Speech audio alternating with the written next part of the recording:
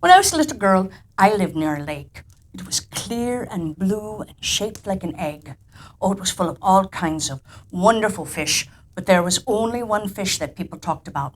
He was called Old Joe, and he was a catfish. He'd lived in the lake for many years and had never been caught. But that wasn't the most amazing part. People who had seen Old Joe swore that he had a big yellow diamond growing out of his head. A real live diamond as big as a peach. Of course, everyone wanted to catch Old Joe to get the diamond, and so did I. And every day during my summer vacation, I took a little rowboat out onto the lake and put out 3 fishing lines.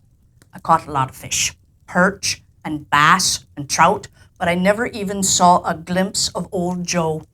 Well, finally, on the very last day of summer, I gave it one more try. I stayed out all day, and I didn't get a single bite. Big black thunder clouds started to roll in, and so I decided to pull in my lines. And as I reeled in the last one, it suddenly went tight. A fish. It was a powerful one, and it took all my strength to pull it into the boat. And it was a big gray catfish. And he looked up at me, panting for breath, and I said, "Are you Old Joe?" "Yes," he said, "that's what they call me." Well, I looked at the top of his head, but there was no sign of a diamond. "Where's the yellow diamond on your head?" I asked. "Oh, I got in a fight last week with another catfish over a girl," he said, "and he bit it off." I sighed. "So I guess there's nothing special about you anymore." Well, he just stared at me like I was crazy and said, "Well, some people might think it's slightly interesting that I'm a talking catfish. Have you chatted with a lot of fish lately? I don't think so." Well, I saw his point and apologized for suggesting that he wasn't special. And we talked for a while, and he turned out to be kind of boring, complaining about his arthritis in his fins and how they don't make mud like they used to. But I was happy when it started to rain, as I had an excuse to go home. And as I tossed Old Joe back into the water, I thought, I'm glad most fish don't talk. Now, this is a story about a fish made entirely of gold and the incredible things that happen to the man who catches him. It's called The Golden Children by the Brothers Grimm. There was once a poor man and a poor woman who had nothing but a little cottage and who earned their bread by fishing and always lived from hand to mouth. But it came to pass one day when the man was sitting by the waterside and casting his net that he drew out a fish entirely of gold. And as he was looking at the fish, full of astonishment, it began to speak and said, "Hark you, fisherman, if you will throw me back again into the water, I will change your little hut into a splendid castle." And then the fisherman answered, "Well, of what use is a castle to me if I've nothing to eat?" The gold fish continued, "That shall be taken care of. There will be a cupboard in the castle in which when you open it, shall be dishes of the most delicate meats, and as many of them as you can desire." "Well, if that's true," said the man, "then I can well do you a favor." "Yes," said the fish. "There is, however, one condition, that you shall disclose to no one in the world, whosoever he may be, whence your good luck came from. If you speak but one single word, all will be over." Then the man threw back the wonderful fish back again into the water and went home. But where his hovel had formerly stood, now stood a great castle. He opened wide his eyes, entered, and saw his wife dressed in beautiful clothes, sitting in a splendid room, and she was quite delighted, and said, "Well, husband, how has all this come to pass? Well, it suits me very well." "Yes," said the man, "it suits me too, but I'm frightfully hungry. Just give me something to eat." Well, said the wife, "But I've got nothing and don't know where to find anything in this new house." "There's no need of you knowing," said the man, "for I see yonder a great cupboard. Just unlock it." And when she opened it, there stood cakes and meat and fruit and wine, and oh, it was quite a bright prospect. Then the woman cried joyfully, "Well, what more can you want, my dear?" And they sat down and ate and drank together. And when they had had enough, the woman said, "But husband, whence came all these riches?"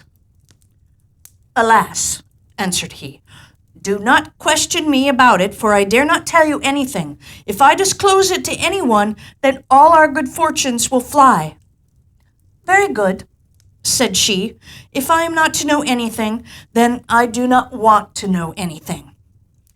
However, she was not in earnest, and she never rested day or night, and she goaded her husband until his impatience he revealed finally that all was owing to a wonderful golden fish which he had caught, and to which in return he had given its liberty. And as soon as the secret was out, the splendid castle with the cupboard immediately disappeared.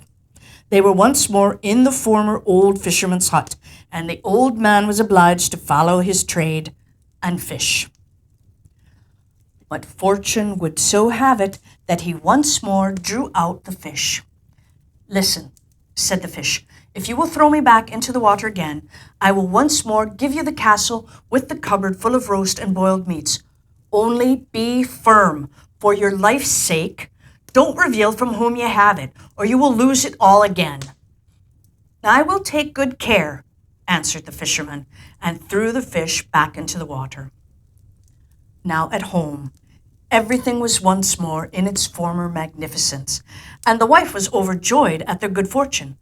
But curiosity left her no peace, so that after a couple of days she began to ask again how it had come to pass, and how he had managed to secure it.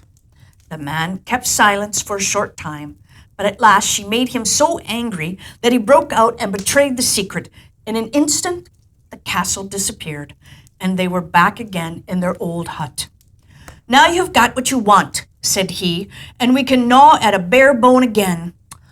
"Oh," said the woman, "I had rather not have riches if I am not to know from whom they come, for then I have no peace."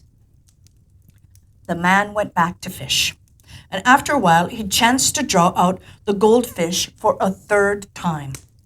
"Listen," said the fish, "I see very well that I am fated to fall into your hands. Take me home and cut me into 6 pieces. Give your wife 2 of them to eat, 2 to your horse, and bury 2 of them in the ground, and then they will bring you a blessing." The fisherman took the fish home with him and did as it had bidden him. It came to pass, however, that from the 2 pieces that were buried in the ground, 2 golden lilies sprang up, and that the horse had 2 golden foals, and the fisherman's wife bore 2 children who were made entirely of gold. The children grew up, and they became very tall and handsome, and the lilies and the horses grew likewise. And then they said, "Father, we want to mount our golden steeds and travel out into the world." But he answered sorrowfully, "Well, how shall I bear it if you go away? And I know not how it fares with you." And then they said, "The 2 golden lilies remain here. By them you can see how it is with us. If they are fresh, then we are in health, and if they are withered, we are ill, and if they perish, we are dead." And so they rode forth and came to an inn in which there were many people. And when they perceived the golden children, well, they began to laugh and jeer. And when one of them heard the mocking, he felt ashamed and would not go into the world, but turned back and went home again to his father. But the other rode forward and reached a great forest. And as he was about to enter it, the people said, "Well, it's not safe for you to ride through. The woods is full of robbers who would treat you badly. You will fare ill, and when they see that you are all of gold and your horse likewise, they will assuredly kill you." But he would not allow himself to be frightened, and said, "I must and will ride through it." And then he took bear skins and covered himself and his horse with them, so that the gold was no more to be seen. And he rode fearlessly into the forest. And when he had ridden onward a little, he heard a rustling in the bushes, and he heard voices speaking together. From one side came cries of, "There's one!" But from the other, "Let him go! 'Tis an idle fellow, as poor and bare as a church mouse. What should we gain from him?" So the gold child rode joyfully through the forest, and no evil befell him. And one day he entered a village wherein he saw a maiden who was so beautiful that he did not believe that any more beautiful thing than that existed in the world. And as such a mighty love took possession of him, he went up to her and said, I love thee with my whole heart. Wilt thou be my wife? He too pleased the maiden so much that she agreed and said, Yes, I will be thy wife, and be true to thee my whole life long. And then they were married, and just as they were in the greatest happiness, home came the father of the bride. And when he saw that his daughter's wedding was being celebrated, he was astonished, and said, Where is the bridegroom? And they showed him the gold child, who, however, still wore his bear skins. And then the father said wrathfully, A vagabond shall never have my daughter, and was about to kill him. And then the bride begged as hard as she could and said, He is my husband, and I love him with all my heart, until at last he allowed himself to be appeased. Nevertheless, the idea never left his thoughts, and so the next morning he rose early, wishing to see whether his daughter's husband was a common ragged beggar. But when he peeped in, he saw a magnificent golden man in bed, and the cast-off bearskins were lying on the ground. And then he went back and thought, What a good thing it is that I restrained my anger. I should have committed a great crime. But the gold child dreamed that he rode out to hunt a splendid stag, and when he awoke in the morning, he said to his wife, I must go out hunting. She was uneasy, and begged him to stay there, and said, You might easily meet with a great misfortune. But he answered, I must and will go. And thereupon he got up and rode forth into the forest, and it was not long before a fine stag crossed his path exactly according to his dream. He aimed and was about to shoot it when the stag ran away. Well, he gave chase over hedges and ditches for the whole day without feeling tired, but in the evening the stag vanished from his sight, and when the gold child looked around him, he was standing before a little house, wherein was a witch. He knocked, and a little old woman came out and asked, What are you doing so late in the midst of the great forest? Well, have you not seen a stag? Yes, answered she. I know the stag well. And thereupon a little dog, which had come out of the house with her, barked at the man violently. Wilt thou be silent, thou odious toad? Said he, or I will shoot thee dead. Then the witch cried out in a passion, What? Will you slay my little dog? And immediately transformed him so that he lay like a stone. And his bride awaited him in vain, and thought, That which I so greatly dreaded, which lay so heavily on my heart, has come upon him. But at home, the other brother was standing by the gold lilies, when one of them suddenly drooped. Good heavens, said he, my brother has met with some great misfortune. I must to see if I can possibly rescue him. And then the father said, Oh, stay here. If I lose you also, what shall I do? But he answered, I must and will go forth.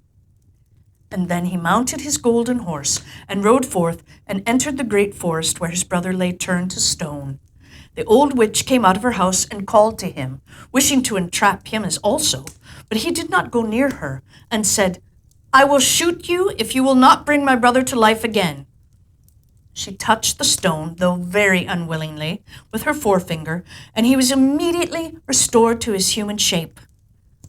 The two golden children rejoiced when they saw each other again, and they kissed and hugged each other, and rode away together out of the forest, the one home to his bride, and the other to his father.